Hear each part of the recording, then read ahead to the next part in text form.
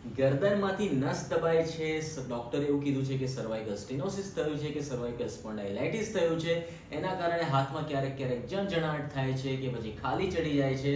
આ બધી જ તકલીફોમાં થાય છે શું અને એને દૂર કરવા માટે ફિઝિયોથેરાપીની કઈ કસરત કરવી એ બધી જ જાણકારી મળશે તમને આ વિડીયોમાં. હેલો નમસ્તે, હું છું ફિઝિયો પ્રેમ શાહ અને તમારું સ્વાગત છે ફિઝિયો ટ્રેન્ડ્સ ગુજરાતી ચેનલ ઉપર. આજના આ વિડીયોમાં આપણે ડિસ્કસ કરવાના છે કે ગરદનમાં દુખાવો થાય જેના કારણે નસ દબાઈ ગઈ છે કે ડોક્ટરે આપણને કીધું છે કે સર્વાઇકલ સ્ટેનોસિસ છે, તો એમાં એક્ઝેક્ટલી થાય છે શું અને એની રાહત માટે આપણે શું કરવું. તો મિત્રો, સૌથી પહેલા એટલું સમજી લઈએ કે સર્વાઇકલ સ્ટેનોસિસ કે સર્વાઇકલ જે ગાદી ખસી ગઈ છે ગરદનમાં, એનો મતલબ છે શું કે જે બંને હાડકાઓની વચ્ચે જે એક સ્પોન્જી સ્ટ્રક્ચર આવેલું છે જેને આપણે ગાદી કહીએ છીએ, એની અંદર પણ બે સ્ટ્રક્ચર હોય છે, એક જેલી લાઇક સ્ટ્રક્ચર અને એક બીજું હોય છે એને સરાઉન્ડિંગ એને બચાવવા વાળું સ્ટ્રક્ચર. એને ફરીથી અગર આસાન ભાષામાં સમજવું હોય તો સમજી લો કે એક જે બિસ્કિટ આવે છે આપણું ક્રીમ બિસ્કિટ, એમ તો ઉપરના જે બંને પડ છે એ હાડકા છે અને વચ્ચે જે સોફ્ટ ક્રીમ છે એ તમારું ડિસ્ક છે કે ગાદી છે.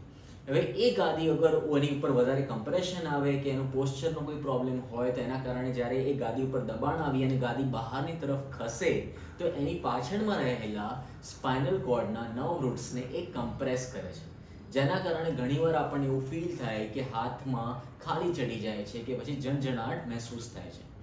આવું ઘણા વ્યક્તિઓને પગમાં પણ થાય છે, પણ એનું કારણ હોય છે કે કમરમાંથી અગર નસ દબાતી હોય તો.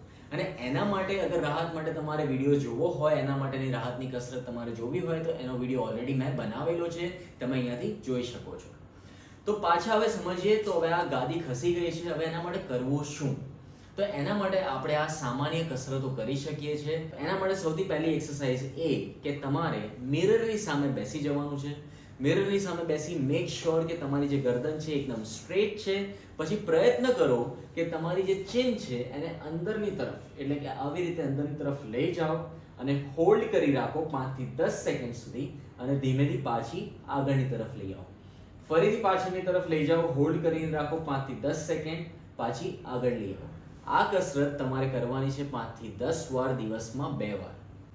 બીજી કસરત મિત્રો એ કે માથાને ચારે તરફથી તમારે રેઝિસ્ટન્સ એટલે કે અવરોધ આપવાનો છે અને હોલ્ડ કરવાનું છે એને 10 સેકન્ડ માટે.